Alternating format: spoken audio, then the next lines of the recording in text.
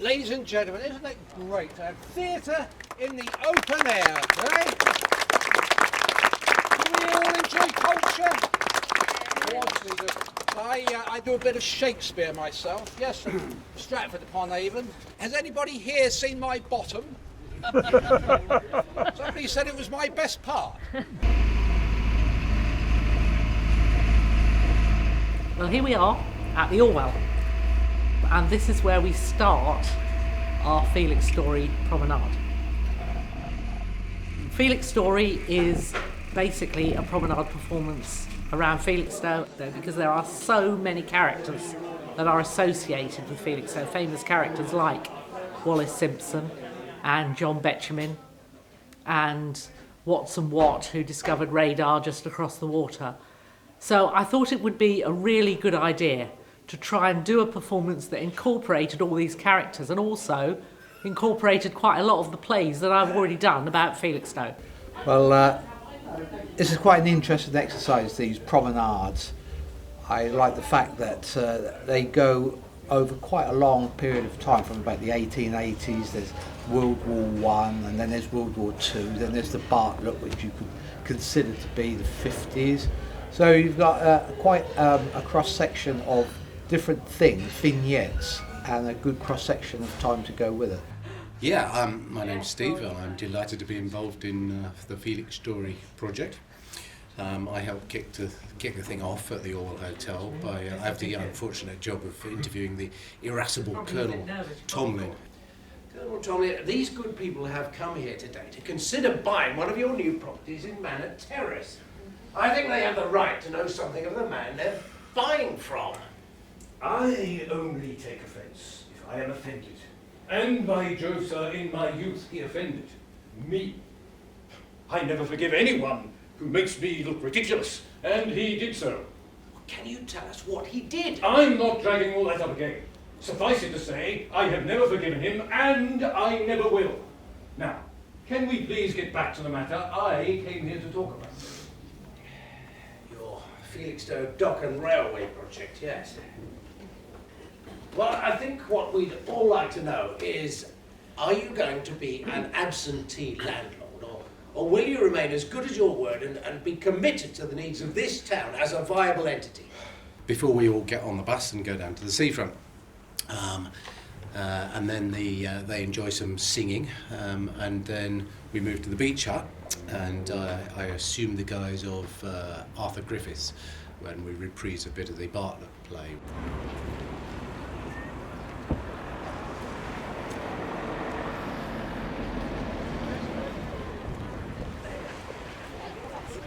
I've had a look at the Hermitage. Mrs. Gledhill's complaining of damp. Yes, and consequently thinks our rent at £75 is too high. Yeah, I sometimes think with all that it's involved in running the Bartlett, the extra responsibility of the Hermitage and the cottages is just not worth the effort of trying to keep the tenants happy. And then it's along the seafront for the suffragette trial, and I get to do some heckling in that. Then everybody gets on the bus and we go down to the last leg for the Landguard Fort, and there's various scenes down there, Watson Watt and the discovery of radar and so on, and the wafts and the singing, and it's all jolly good fun. And then I set about the logistical nightmare of trying to get this project up and running. I knew that my cast would be able to do it because I have an extremely good cast, and I know that whatever I throw at them, they can usually come up with the goods. My main problem was getting all the venues booked and organised and working together, and getting a vintage bus and getting all the logistics of it all working together so that I could bus the audience and move the audience to the various locations for the promenade and move the cast members ahead of the audience because they were all playing more than two parts. My name's Heather. I play several characters in Felixstory, starting off as a Pierrot, singing on the steps of the Spa Pavilion. I get the chance to sing and act, and thank you to Suzanne for letting me have the opportunity to sing as well as act. And then I'm a Bartlett nurse, and I'm a suffragette, and you see me in my final costume as a WAF who worked on the development of the radar. in 1930 something, and it's just great fun. And the weather's been fantastic, and it's just, yeah, the cast, everybody, we all get on so well together, and we just gel, and we each know what each other's going to do or say, and we bat off each other really well, and that comes across. He laughs upon beauty, he laughs upon his beat, he laughs at everybody as he's walking down the street. He never can stop laughing, he says he's never tried, and once he did arrest a man and laugh until he cried.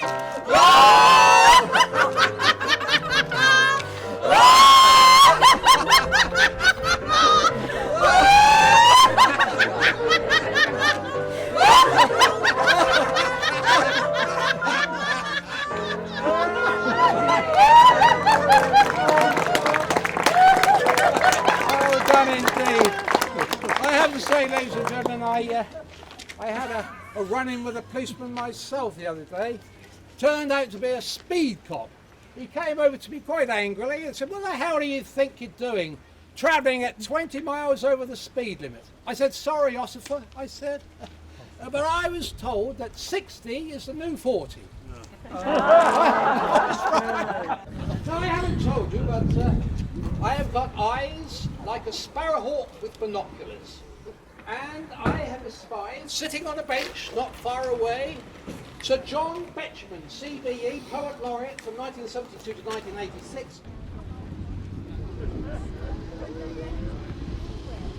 With one consuming roar along the shingle, the long wave claws and rakes the pebbles down, to where its backwash and the next wave mingle, a mounting arch of water weedy brown. Against the tides the offshore breezes blow. O wind and water, this is Felixstowe. In winter, when the sea winds chill and shriller than those of summer, all their cold unload, full on the gimcrack attic of the villa, where I am lodging off the Orwell Road. I put my final shilling in the meter, and only make my loneliness completer. Here in the gardens of the Spa Pavilion, warm in the whisper of a summer sea, the cushioned scabious, a deep vermilion, with white pins stuck in it, looks up at me. A sunlit kingdom touched by butterflies, and so my memory of winter dies. Across the grass the poplar shades grow longer, and louder clang the waves along the coast. The band packs up, the evening breeze is stronger, and all the world goes home to tea and toast. I hurry past the cake shop's tempting scones, bound for the red brick twilight of St. John's.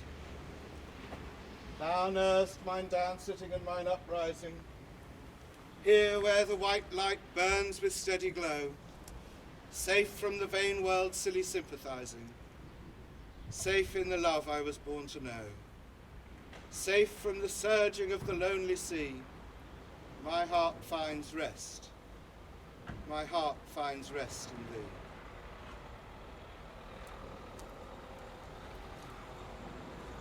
Was either quietly contemplating or he's dropped off? I'm playing Mrs. Simpson, Wallace Simpson, who became the wife of Edward VIII and was the woman that he abdicated the English throne for. And she spent a few weeks in Felixstowe in October, November 1936, waiting for her divorce from her American husband, because Felixstowe was thought to be a nice little out-of-the-way place that no one would pry into their affairs. So she got her divorce in Ipswich.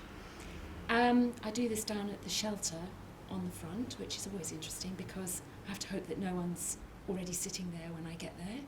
I've had to turf a couple of people out, but they didn't matter.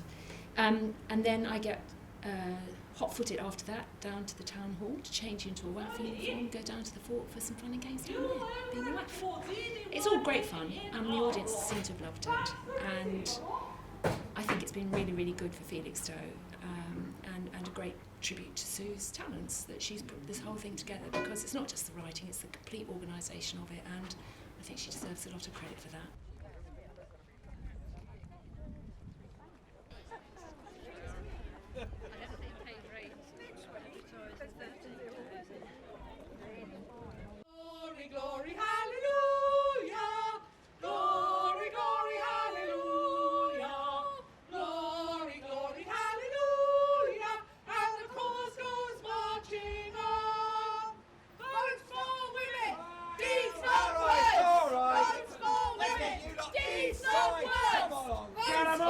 up, that's what I say! Arsonists! Militants! Militancy has been thrust upon us!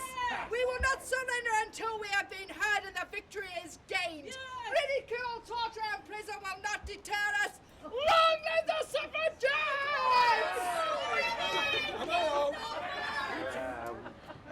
I play Munro Courtley, who was the architect responsible for the Bartlett Hospital in Felixstowe. But he's quite similar in a way to Arnold Wilkins, who's the other character I play, who's one of the technicians, scientists involved in developing radar. They're similar because they're both very clever, youngish men who are sort of employed by slightly older but incredibly passionate and intelligent men. And Arnold Wilkins works for the very famous Watson Watt, who is credited largely ignoring Arnold Wilkins' contribution in the development of radar.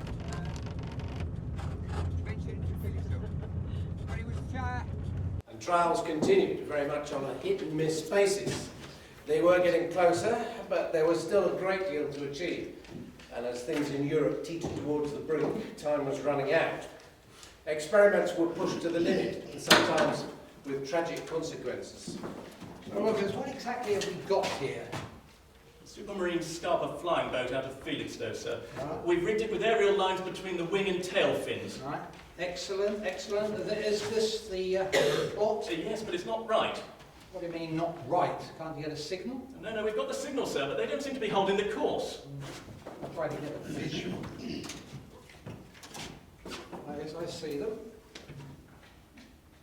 Oh my God, they're flying close to the sea. Have you got anything? We've lost the signal altogether, sir. I think they must have gone down. Oh my God, they've crashed. They've gone into the sea, Wilkins.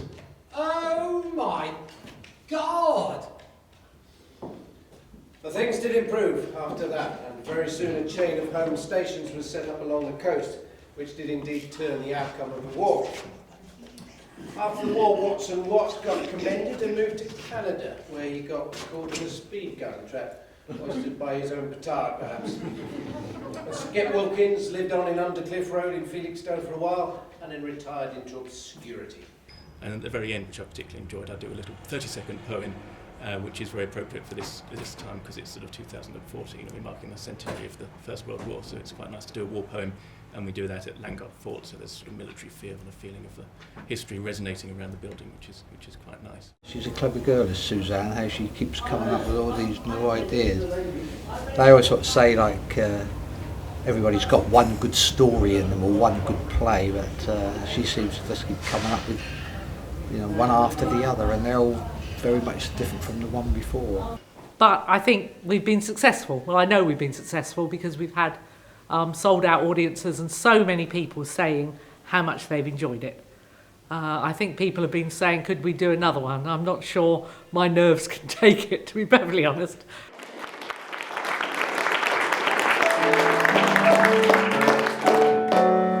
Goodbye, goodbye, wipe the tear, baby dear, from your eye. Though it's hard to part, I know I'll be tickled to death to go. Don't cry, don't sigh, there's a silver lining in the sky.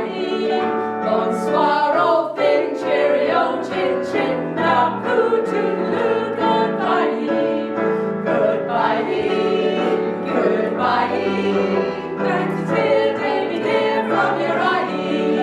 Though it's hard to part, I know I'll be tickled to death to go. Don't sigh, don't sigh. There's a silver lining in the sky. Bonsoir, old thing, cheerio, chin chin, now poo toodaloo, goodbye.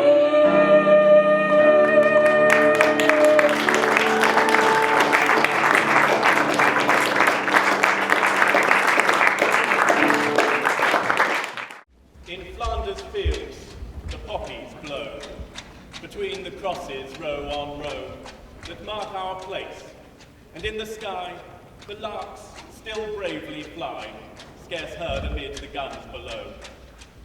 We are the dead. Short days ago we lived, felt dawn, saw sunset glow. loved and were loved, and now we lie in Flanders fields. Take up our quarrel with the foe, to you from failing hands we throw, the torch be yours to hold it high, if ye break bread with us who die. We shall not sleep, though poppies grow in Flanders fields.